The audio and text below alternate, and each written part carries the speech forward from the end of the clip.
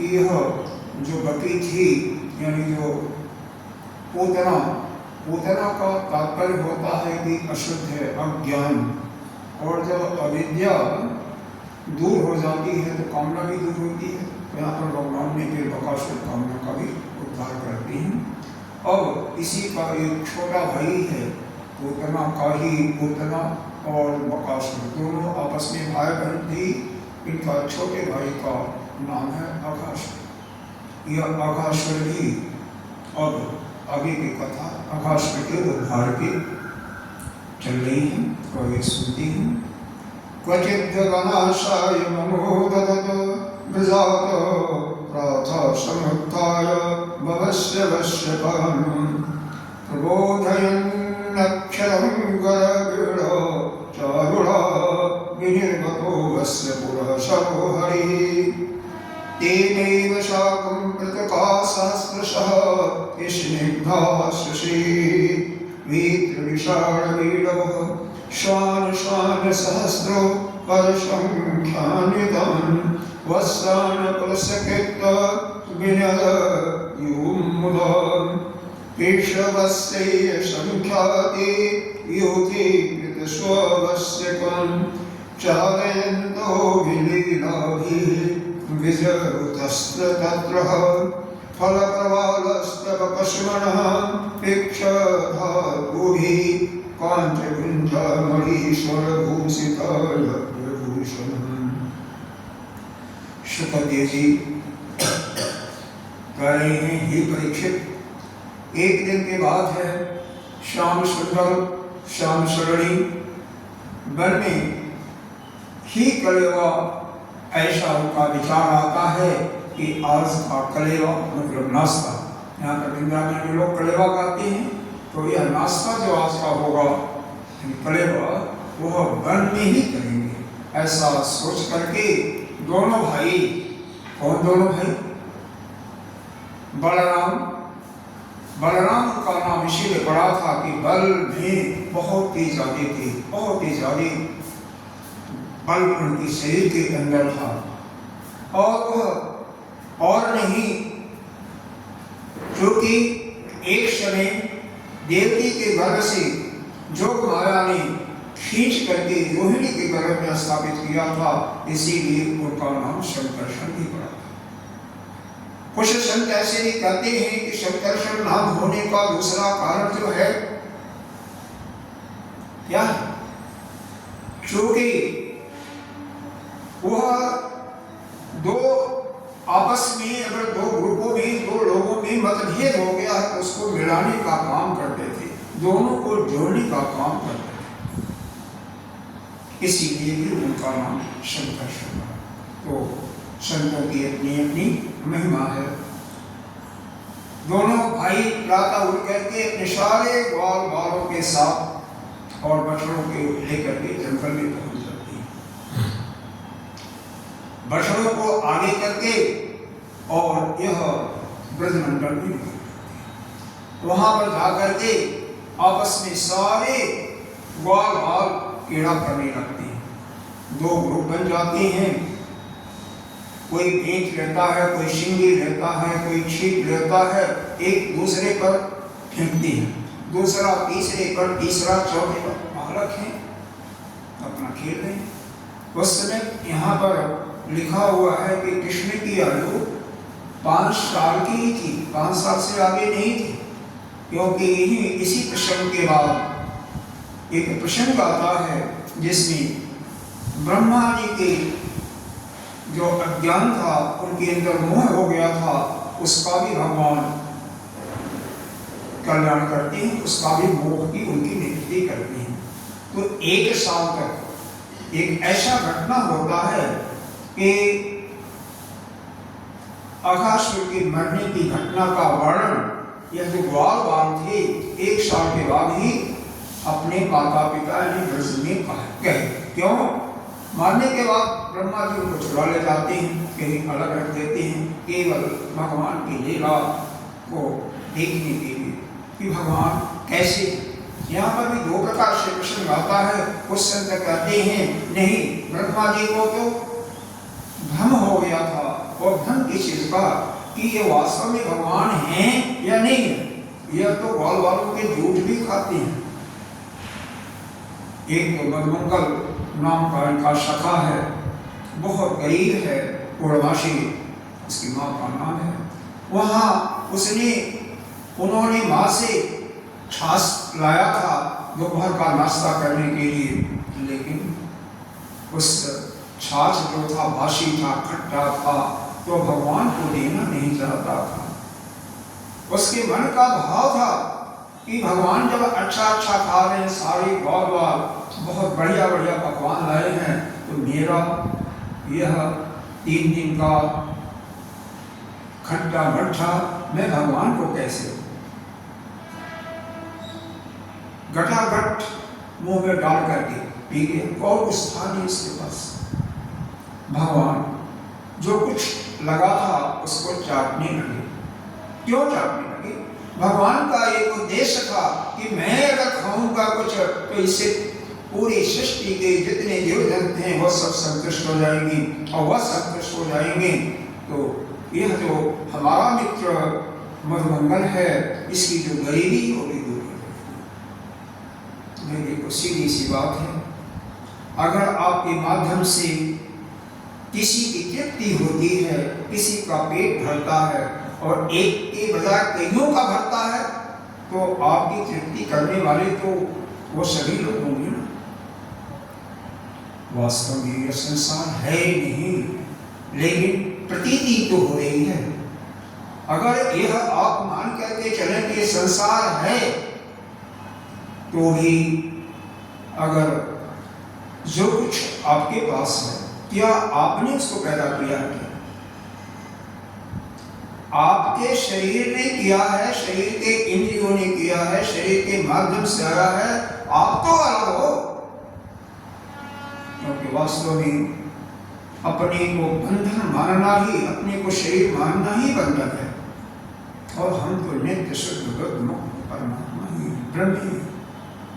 केवल भ्रमवश अपने को जीव मान रखा है, जीव है नहीं। और जीव ही मानते हो तो कम से कम शरीर तो नहीं हो, क्योंकि जीव भी तो नहीं मरता है, जीव भी तो नित्य एक जैसा ही है, कोई इसमें परिवर्तन नहीं होता। परिवर्तन शरीर में होता, और जिसमें परिवर्तन होता है शुरू से आप अपने को देखा होगा, अपने परिवार के सदस्यों को देखा होगा, समाज के लोगों को देखा होगा, उनमें परिवर्तन किसमें हो रहा है? उनके शरीर में हो रहा है, उनके अंदर नहीं हो रहा है। इच्छाएं तो वैसी की बनी रहती है भगवान अंत समय तक। और जिसके अंदर जो भी जो आया हुआ जाएगा तो परिवर्तन होकर के एक बार क्षीण तो होगा ना, एक बार समाप्त तो होगा ना। क्षय रोग हमारे मनुष्य में जितने भी प्राणी हैं, मनुष्य नहीं बल्कि चींटी से लेकर के ओलिवा, एक सबसे छोटा जीव बायोलॉजी का जो जानकार होगा, जानता होगा, ओलिवा और चींटी से भी छोटा कीटाणु होता है। तो उस ओलिवा से लेकर के ब्रह्म पर्यंत जितने भी प्राणी हैं, जितने भी हैं, शरीर इस पंच महाभूतों से ही बने हैं, और उनके अंदर वही परमात्मा ही आत्मस्वरूप में विराजमान है। वही शक्ति दे रहा है, जिसकी शक्ति से उनका चलना फिरना, देखना सूंघना सारी क्रियाएं हो रही है। शक्ति देने वाला वही है। वही समय निराकार रूप में एक केवल चेतना के स्वरूप में उस प्रकार से विराज है। जैसे बिजली आ रही है, हमें नहीं पता बिजली आ तो नहीं है, बिजली कैसी है ये बता सकता है। बिजली कैसी होती है? तांबे के तार में प्रवाहित हो रही है। अगर उसको हम 0 वाट के बल्ब लगा देते हैं तो 0 वाट का ही बल्ब का प्रकाश आता है। 4000 वाट के बल्ब लगा दिया तो बहुत ज्यादा प्रकाश आता है। फ्रीज में लगा दिया तो उसके अंदर कोई वस्तु रखती है वो ठंडी हो जाती है। कूलर में लगा दिया पूरा वातावरण ठंडा हो जाता है। हीटर में लगा दिया, गीजर में लगा दिया तो सब गर्म हो जाता है। एक ही विद्युत जैसा उसके सामने उपकरण है उसी के अनुसार उसके अंदर क्रिया हो रही है। उसी प्रकार से वह परमात्मा आत्मस्वरूप में सभी जीवों के अंदर एक जैसे ही विराजमान है, जैसा जिसका उपकरण का मतलब जैसा उसका ढांचा है, यानी यह पंचभूतों का बना हुआ शरीर है, चाहे पुरुष हो, चाहे कीड़ा हो, चाहे पशु हो, चाहे वृक्ष हो, उसी प्रकार से उसके अंदर शक्ति का प्रवाह हो रहा है। तो खैर अब हम यहाँ पर आ रहे हैं, सारे ग्वाल बाल आपस में खेलते हुए मनोरंजन करें, क्योंकि भगवान का यहाँ पर तो उद्देश्य क्या है? बाल लीला करना, मनोरंजन करना। और इसी के प्रयोजन के साथ साथ जो कि कंस भी एक न एक करके किसी न किसी दैत्य को भेजता होता है। अभी 5 साल में कई राक्षसों का उन्होंने बड़े से बड़े राक्षसों का उद्धार कर चुका था। यही एक प्रयोजन है कि कंस भेजेगा और वहां पर इसको हम समाप्त करेंगे। तो उसी बीच में कंस का भेजा हुआ एक महान विकराल राक्षस था जिसका नाम अघासुर था। वह नाग का रूप धारण करके वहां पर जैसे एक पहाड़ का खोह होता है, गुफा होती है, वैसे ही इसका स्वरूप हो गया। इसकी नीचे वाले जो आधार हैं वह जमीन पर पड़े हुए हैं, ऊपर वाला यह आकाश, मतलब एक उपमा दिया जा रहा है, ऐसा बताया गया है। उपमा मतलब उपमा में क्या होता है, किसी चीज को हम बढ़ा चढ़ा करके भी थोड़ा हो सकता है। नहीं, आकाश तो बहुत विशाल था क्योंकि सारे बाल उसमें समा गए थे और बीच में जिह्वा थी जैसे नदी ऐसे सब। अब वहां पर उसको देख करके बालों में क्या हो रहा है, क्या वो बातें कर रहे हैं, उसके देखो। एकम सता ब्रह्म शोकानुभूत्य दाशं गतानां वरदेवकीं माया सतानां नरदारकीण शाकं विजय विद्यपूर्णभुजा यद पादपांशुभो जन्म त्रिक्षतो गतात्मे अभियोग अभिलभ्यः स एव जदनुग् विषय स्वयं विसितः किं वर्णयति इष्टमतो व्रतोपशान् अथा अघनामाभ्यपतान् महाशवः तेषां शुकके जनवीक्षणाक्षमः नित्यं जगन्त निचजीवितीप्सुभिः पीतामृतेऽप्यमरै प्रतीक्षते दृष्टभावपानकिष्यमुखा नभाशवः कंसानुशिष्ट सबकी बकारुजः अयं तुमे सौदर न सकित्तो महीनं सबलं मनीषी। बालक लोग क्या कह रहे हैं? कोई देख करके हंस रहा है, कोई कह रहा है पहाड़ का गुफा है, तो कोई कह रहा नहीं यह नाग है, देखो इसकी जीभ जो है लपलपा रही है। इस प्रकार से आपस में बालक को, क्योंकि सारे जब भगवान 5 साल के, वो भी कोई 7 साल का होगा, कोई 8 साल का, कोई 10 साल का, मतलब सभी बालक ही थे। तो खेलते खेलते कुछ बालकों के अंदर मन में ऐसी जिज्ञासा आती है, ऐसी कौतूहल आता है कि भाई इसका दर्शन तो करना चाहिए। अगर पहाड़ की गुफा होगी और चूंकि यह ब्रज में यह वृंदावन जो है नया स्थान है, तो हो सकता है कोई सुंदर स्थान हो। यह जैसे हमें एक स्थान पर जाते हैं तो दर्शनीय स्थान होते हैं, अंदर जा करके बहुत सुंदर सुंदर होते हैं। गुफाओं के अंदर कई जगह आपने देखा होगा कि अंदर जाकर के बहुत दूर तक रमणीय बागीचा भी होता है। जाने का रास्ता तो छोटा सा होता है, पतला सा, लेकिन अंदर जाकर के कई बार बहुत बड़ा भी होता है। कई स्थान ऐसे हैं कि अंदर महल भी बना करके जो बड़े बड़े तस्कर होते हैं या बड़े लोग वहाँ पर इस प्रकार से भी अपना छुप करके रहते हैं। तो उनके मन में ऐसा कौतूहल हुआ, ऐसा विचार आता, चलो चलते हैं अब एक एक करके। और डर इसलिए नहीं है कि कन्हई हमारा है ना, कोई बात होगी तो वो हमें बचाएगा ही। ये ले करके खेलते खेलते उस अघासुर के मुंह में प्रवेश करते हैं। वह सोचता है,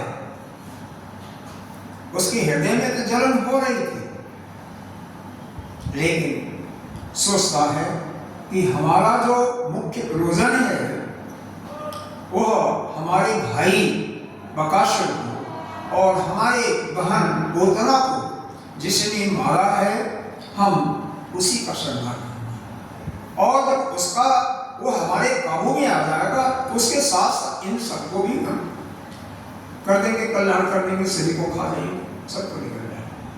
सभी जाते तो हैं लेकिन कोई हानि अभी नहीं पहुंचा रहा है बाबा जी।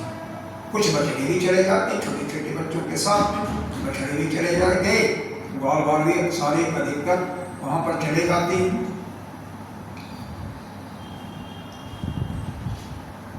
यह वह सोचता है अघासुर कि सारे अगर इनके अंदर जाते हैं तो इनके ब्रजवासी जो सारे हैं वो भी अपना इनके वियोग में प्राण अपना छोड़ देंगे। ऐसी भावना के साथ उस रास्ते में वह अजगर का रूप दे करके वह कंदरा के रूप में, खो के रूप में वहां पर था और बालक लोग उसको गुफा समझ करके उसमें प्रवेश कर गए। ऐसे लिखा हुआ है, देखिए, पथि में श्वेत कृष्णाशया खला, उसका गुफा के समान बहुत बड़ा मुंह उसने जो फाड़ रखा था। धरा ओष्ठ, धरा अधर ओष्ठ, उसका जो अधर ओष्ठ है नीचे वाला वह धरा पृथ्वी से टच कर रहा था। जलोत्तर उत्तर ओष्ठ, उत्तर ओष्ठ यानी ऊपर वाला ओठ जो है वह जलद कहते हैं जिसके अंदर पानी होता है, जल होता है। तो बादलों के अंदर पानी होता है, वह बादलों से लग रहा था। और दयामान तो गिरिशृंग दृष्ट, उसके जबड़े जो थे, जबड़ा जानते हैं ना, इसके अंदर जो होता था वह कंदराओं के समान थे। दाढ़ी जो दाढ़ होता है वो पर्वत के शिखर के समान थी।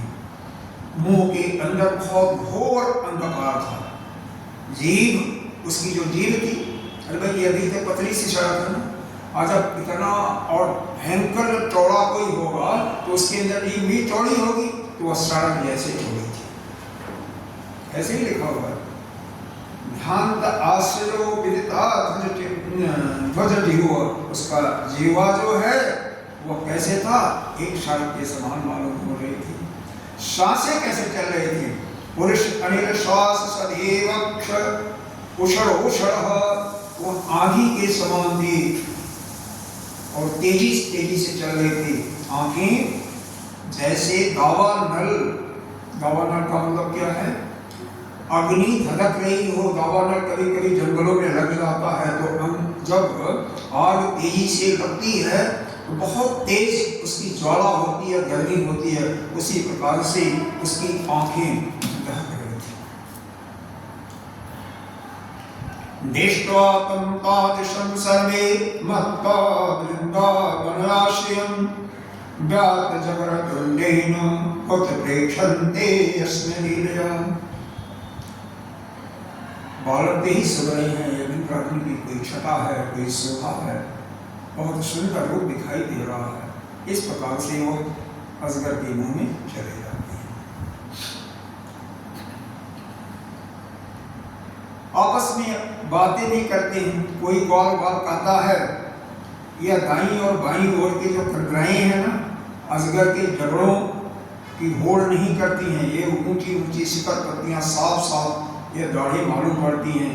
कोई कहता नहीं यह लंबी लंबी चौड़ी सड़क है, जैसे अजगर की जीभ दिखाई दे रही, नहीं बड़ी बड़ी सड़क है।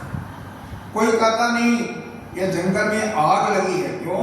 उसकी आंखें लाल लाल थी गवर्नर के वहां। तो कह रही है कि वह कह रहे हैं आपस में, नाना प्रकार की बातें कर रहे हैं, कोई कुछ कह रहा, कहीं नहीं, वो आग लगा हुआ है और देखो यह गवर्नर है। इस प्रकार से यह लोग करते हुए उसमें घुस गए। घुसने के बाद वहां पर चूंकि अभी वह शांत बैठा हुआ है, किसी को कोई चोट नहीं पहुंचा रहा है, तो उसी के अंदर ही, जो कि इतना लंबा चौड़ा था कि उसके अंदर क्रीड़ा भी कर रहे हैं, खेल भी रहे हैं, सारे बच्चे अपना खेल रहे हैं। केतम किमत्ताश्च खलस्य जीवनं नवायमीशं च शतं विहंस्यं दयं कथं स्याद् इति संविचिन्त्यत ज्ञात्वा विसृण्वम् अशेषदिग्धरे तदा खनक्षदा देव भयद्वाहि इति चक्रशो जुहर्षो च अंशादया कौरपासक्तवानव ततसत्ता भगवान् कृष्णस्त अभ्यः शार्गवस्यकुं चूड़ीचितर्षो आत्मानं तरसा विव्रते गणे। भगवान कृष्ण क्योंकि वह तो परम पिता पुरुषोत्तम हैं, वह भूत भविष्य और वर्तमान सभी को जानने वाले हैं, सभी को प्रत्यक्ष देख रहे थे। उनके लिए तो जानना कोई मुश्किल नहीं था। वह अपना कर्तव्य को निश्चय करके कि अब इन अपने ग्वाल बालों को बचाना और बछड़ों को बचाना तभी संभव होगा जब हम इसके अंदर घुस करके और इस अकासुर का संहार। क्योंकि भगवान ने सोचा अगर मैं नहीं जाऊंगा तो ये सारे ग्वाल बाल मारे जाएंगे, साथ में हमारे बछड़े भी मारे जाएंगे। तो वो भी उसी के अंदर, जब वो उसके अंदर प्रवेश करते हैं तो बादल में छिपे हुए देवता क्या हाय हाय आवाज लगा रहे हैं, मतलब हाय हाय उनके कहने का अभिप्राय है कि भगवान अब उसके अंदर चले गए, अब तो इनका जीवन, तो 5 साल के बालक है, बड़ा मुश्किल है। क्योंकि अघासुर देवताओं को भी त्रस्त किया था, उनको भी उससे बहुत भय लगता था। लेकिन वहीं पर देवता लोग को हाय हाय कर रहे हैं और कंस और उसके साथी यह समाज, क्योंकि हमेशा समझिए कि कोई भी राजा होता है उसके दूत चारों तरफ फैले होते हैं। जब उसने किसी कोई राक्षस को भेजता था कन्हई को मारने के लिए और बलराम जी को मारने के लिए, साथ में पीछे पीछे दूत भी जाते थे। वह दूत हर एक जो भी घटनाएं घटती थी उसका समाचार उसको पहुंचाते रहते थे। एक गया, 10 मिनट के बाद दूसरा गया, क्या हुआ क्या नहीं, सारे समाचार उसके पास पहुंच जाते थे। वह सब खुश हो रहे, खुशियां मना रहे हैं कि अब तो हमारा जो काल था वह मर ही गया समझो, क्योंकि जब अघासुर के पेट में चला गया तो समझो मरा ही। लेकिन यह नहीं जानते हैं कि भगवान ये लीला है, भगवान को दिखा रहे हैं। सबको पहले खुश करते हैं, बाद में अपना क्रिया करते हैं। क्या करते हैं? जब देवता लोग घबराने लगे, क्योंकि भगवान का तो काम है कि संतों को जब कष्ट होता है, देवताओं को कष्ट होता है, पृथ्वी माँ को कष्ट होता है, तो उस कष्ट का निपटान, उस कष्ट से उनको बचाने के लिए भगवान हर क्षण तैयार रहते हैं। तो भगवान क्या कर रहे हैं? ततो अतिकायस्य, मतलब अपने शरीर का इतना विशाल बना दिया, निरोध्य मार्गियो हृदयेन दुष्टे भ्रमतस्ततस्तः पूरा अंतरगे पानोनुरुद्ध, इतना बड़ा बना दिया उसकी सांसें चलना ही बंद हो गई। इस आपके अंदर भी है, सांसें चलती हैं ना, कहाँ से चलती हैं? इसको अच्छी तरह से जाना। यह जो आपके डायाफ्राम है, डायाफ्राम जानते हो? नहीं, आप जानते हैं महाराज? क्या नाम है आपका? क्या नाम है? नंबर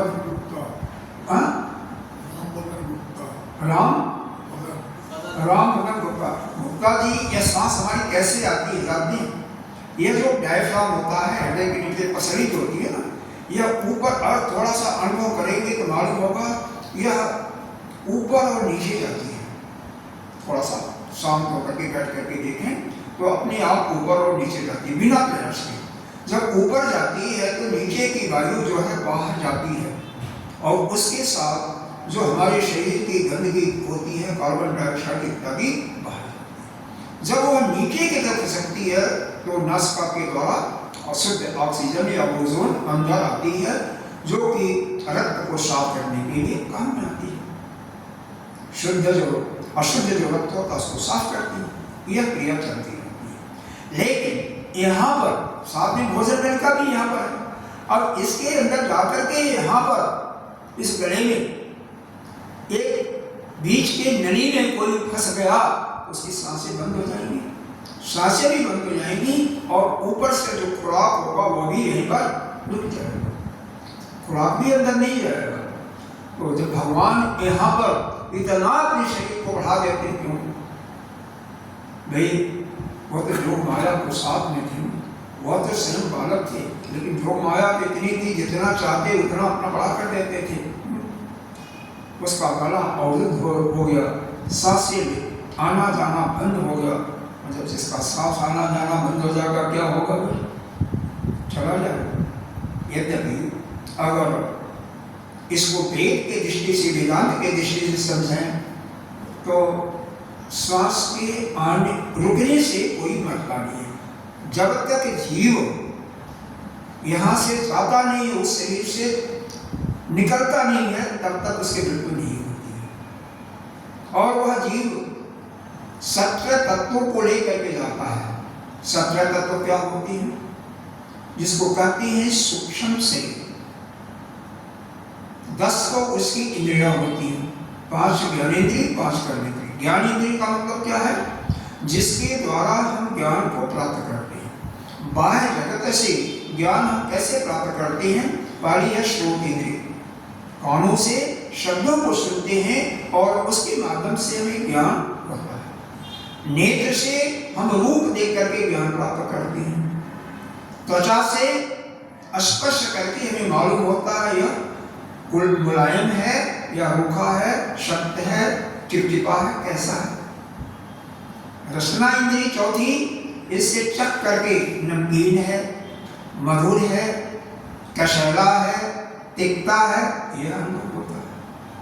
और यह घ्राण इंद्रिय है 5वीं, यह ज्ञान इंद्रिय, इससे हमें मालूम होता है कि सुगंध वाली चीज है या दुर्गंध वाली चीज है, क्या है सामने। 5 कर्मेंद्रिय, हाथ है, हाथ से किसी चीज को पकड़ सकते हैं। वास्तव में हाथ तो बना है देने के लिए, लेकिन पकड़ने के लिए भी तो है। पैर चलने के बना, दूसरी इंद्रिय पैर है। तीसरी तो बल्कि पहले के लिए वाणी, इसी से अपने भावों को हम व्यक्त कर सकते हैं, दूसरे को समझा सकते हैं। अगर वाग इंद्रिय न हो तो हम अपने किसी भी समस्या को दूसरे के सामने उजागर नहीं कर सकते। इसमें क्या लिखा हुआ है, इसको हम बिना वाग इंद्रिय के नहीं समझा सकते। संकेत से थोड़ा बहुत हो सकता है, लेकिन वास्तविकता यही है कि यह वाग इंद्रिय से ही, यानी वाणी से ही हम अपने भाव को सबको समझाते हैं। चौथा, शरीर में जो कुछ हम खाते हैं उससे मल और मूत्र बनता है। मल मलद्वार से निकलता है, वह चौथी इंद्रिय। 5वीं इंद्रिय जो मूत्र होता है, यूरिन होता है, वह निकलता है और उसी से आपका वेग भी निकलता है, इसीलिए उसको जनेंद्रिय भी कहते हैं। इस प्रकार से यह 10 इंद्रिय हो जाती हैं। 5 प्राण होते हैं, प्राण, अपान। प्राण ऊपर से जो वायु आती है हृदय से लेकर के ऊपर तक यह प्राण है। नीचे इसके नाभि से लेकर के नीचे जो मल मूत्र को बाहर निकालता है, माताओं में गर्भ को भी बाहर निकालता है, उसको अपान कहते हैं। और बीच में दोनों के मध्य में समान प्राण होता है जो भोजन को ठीक रूप से पचाता है। चौथा ध्यान प्राण है जो कि रक्त का सभी शरीर के जहां जहां जितनी आवश्यकता होती है उस रक्त को पहुंचाने का काम करता है। पांचवा उदान प्राण विशेष करके मृत्यु के समय यह जीवात्मा को बाहर निकाल करके, जब यहाँ से प्राण निकलता है उसको बाहर निकालता है, पल के इत्यादि फूलने इत्यादि के भी काम करते हैं। इस प्रकार से 10, 5, 15 एक मन है। मन को सभी जानते हैं। मन का क्या काम है? आपके अंदर हमेशा कोई न कोई विचार आ रहा है और यही विचार जिस समय रुक जाता है ना तो समझ के आप अपने स्वरूप के में पहुंच जाते हैं। लेकिन यह विचार ही नहीं रुकता है। इसी को योगी लोग प्राणायाम के माध्यम से, कुंभक के माध्यम से रोकते हैं। ज्ञानी लोग ज्ञान के माध्यम से संसार को माया स्वरूप है, संसार को कल्पित है, ऐसा सोच करके अपने विचार को रोक लेते हैं। भक्त लोग अपना पूरा ध्यान परमात्मा में अपने आराधना में कार्य करके केवल उन्हीं की चिंता करके अपने विचारों को एक तरफ डाइवर्ट कर देते हैं। किसी प्रकार से करो, तरीके कई हैं जो सबको, किसी को जो अच्छा लगे उस तरीके से अपने विचार को, अपने इस वृत्ति को कंट्रोल करो। तो इसी के साथ जो संस्कार जहाँ से वृत्तियाँ उठती हैं उसी को चित्त करती हैं। कोई भी चीज आप देखते हो, कोई चीज सुनते हो, सब वो चित्त में पड़ा रहता है, उसका तस्वीर वहाँ से विचार आते हैं। तो मन और चित्त एक ही है, एक बुद्धि है जो सभी चीजों का निर्णय करती है, अच्छा है बुरा है कैसा है, और उसके साथ एक अहंकार, अहम की भाव भी है, वो भी उसके साथ ही लेकर के करते हैं। इसको कुछ लोग अलग अलग भी करते हैं। इस प्रकार से 17 तत्वों को लेकर के ही जीव है, यह चला जाता है। जब चला जाता है तो प्राण के जाने का मतलब जीव ही चला गया, दूसरे शब्दों में। और जब यह रुक गया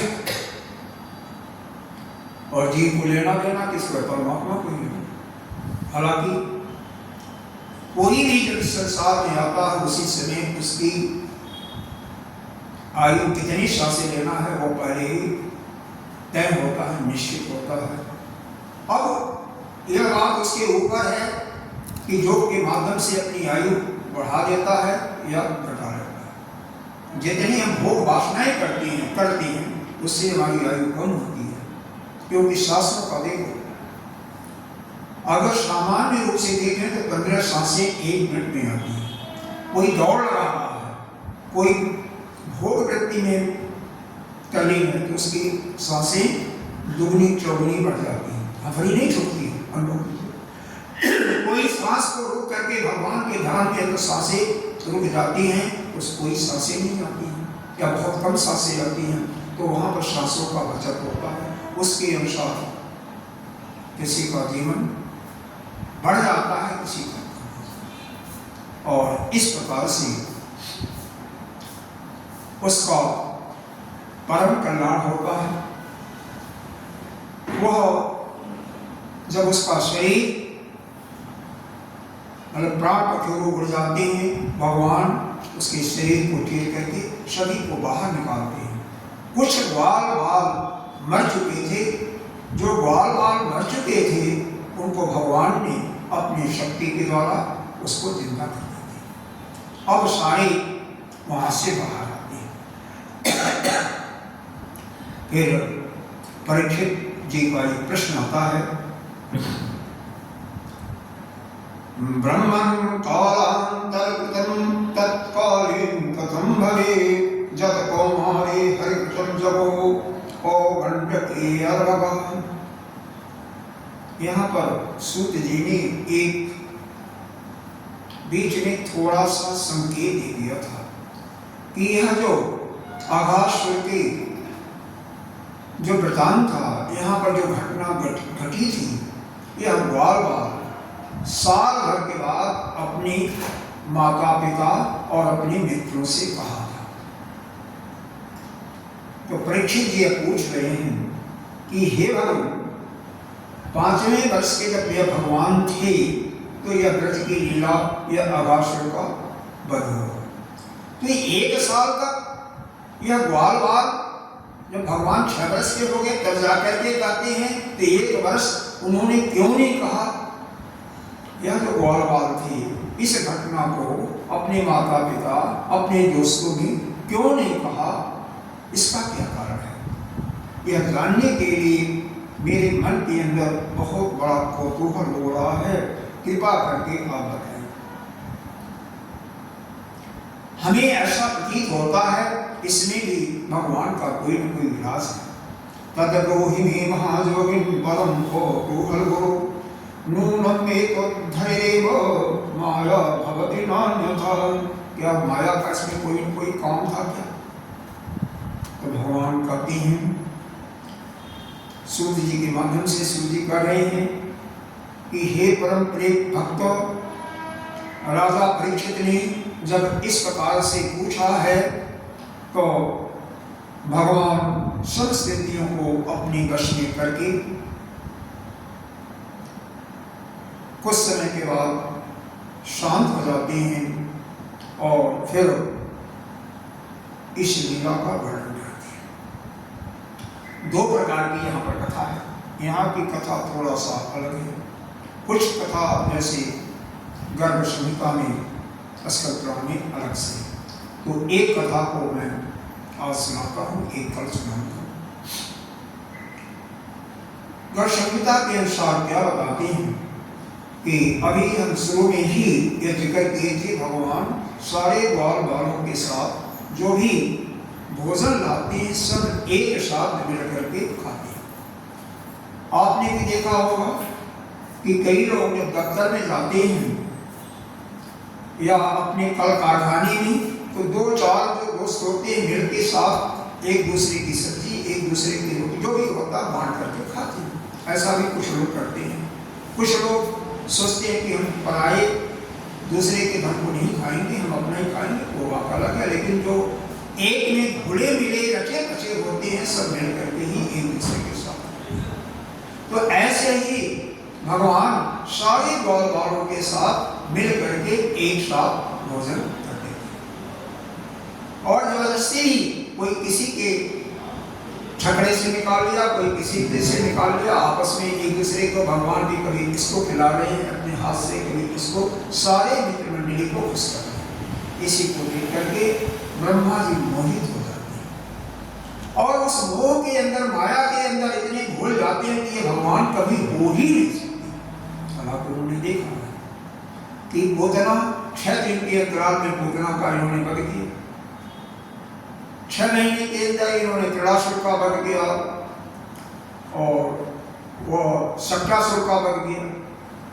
कुछ दिन के पहले ही बकासुर का वध किया। उनके प्रताप को जानते हुए भी भूल जाते हैं। भूल किया माया, जो माया करती भगवान ने, इसकी परीक्षा लेनी चाहिए। हालांकि श्रीमद् भागवत के अंदर ऐसी परीक्षा की बातें यहाँ पर नहीं कही गई हैं। परीक्षा लेने के लिए ठीक है। अब परीक्षा लेने के लिए क्या है, पहले वह ग्वाल बालों को चुरा लेते हैं, फिर बछड़ों को चुरा लेते हैं। पहले बछड़े, एक बार बछड़े को चुराया, पीछे गए देखने के लिए, फिर ग्वाल बालों को चुरा लिया। दोनों को ला करके कहीं अलग रख देते हैं। भगवान सोचते हैं कि लीला करना तो ठीक तरीके से करना, अभी अपने प्रभाव को दिखाना नहीं है। तो अपने प्रभाव को न दिखाने के कारण जितने बछड़े थे, जैसे थे जिस रूप के, स्वयं अपने द्वारा उसी रूप में हो जाते हैं। इस रहस्य को बलराव जी भी नहीं जान पाते हैं और जितने गोप थे उतने ही गोप का रूप धारण कर लेते हैं। तो 1 साल तक ऐसे चलता रहा।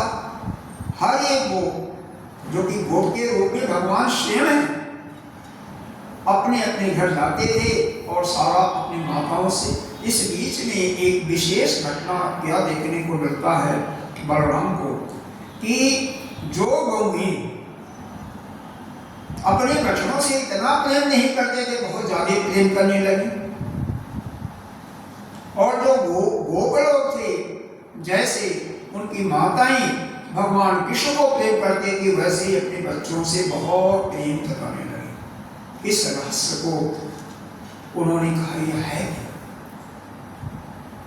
लगभग साल समाप्त होता है, कुछ दिन रहता है, उनके मन में विचार आता है, यह तो कोई कढ़ाई कोई लीला है, कढ़ाई कौन सा लीला कर रहा है, इसका जानकारी को हमें करना ही चाहिए, क्योंकि वो अभी तो भगवान के ही एक अवतार है।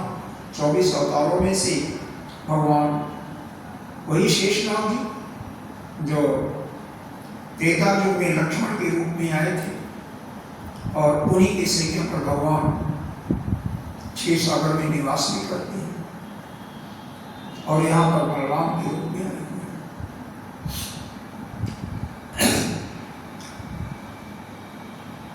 खैर विचार करते हैं, जैसे ध्यान लगा के उनको मालूम हो जाता है, अरे यह तो कन्हई है, कन्हई के सिवा और कुछ नहीं है, यह तो सभी ग्वाल बालों के रूप में कन्हई है। और भगवान उस ब्रह्मा जी के घमंड को चूर करने के लिए क्या करते हैं, सीधे ब्रह्मलोक में पहुंच जाते हैं। वहां के जो पहरेदार उनको कहते हैं, ब्रह्मा जी का भेष बना करके ब्रह्मा जी के अंदर पहुंच जाते हैं। उनके जो महल था, कहते हैं देखो बहुत आजकल ब्रह्मा के रूप में बहुत से बहुरूपी आ गए, अगर कोई ब्रह्मा के रूप में बहुरूपी आ गए तो उसको खूब पिटाई कर देना। अब मेरे को बता देना, आजकल नकली ब्रह्मा आ गए और जा करके वहां पर उनके स्थान पर बैठ जाते हैं, अपना देखते रहते हैं। इधर ब्रह्मा जी देखते हैं कि इधर देखें तो अपने ग्वाल बाल भी हैं, और इधर देखें तो भगवान जो बनाए थे वो भी हैं।